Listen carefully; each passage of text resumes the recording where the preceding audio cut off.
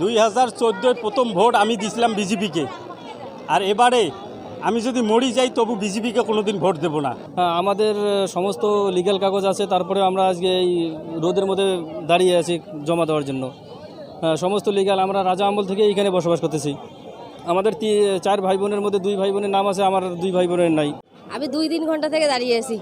কি সমস্যা? এসআইআর এর সমস্যা, ভোটার কার্ডের নাম ডিলিট হয়ে গেছে। নাজেহাল করে যাচ্ছে। এই যে লাইনে দাঁড়াও, এই যে কাগজ নিয়ে কোথার থেকে কোথায় ছুটাছুটি করো, তারপর আসো আবার লাইনে দাঁড়াও। কালকে এসে আমরা রিটার্ন গেছিলাম।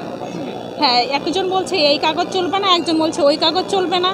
তাহলে সাধারণ মানুষের অবস্থাটা কি হয় একবার বুঝো। বাবা মা দাদু সবাই এই ভোটার আছে, ভোটার লিস্টে আছে, কিন্তু আমরা বাদ পড়লাম কেন? আমরা তো তাদের সন্তান, আমরা বাদ পড়লাম কেন?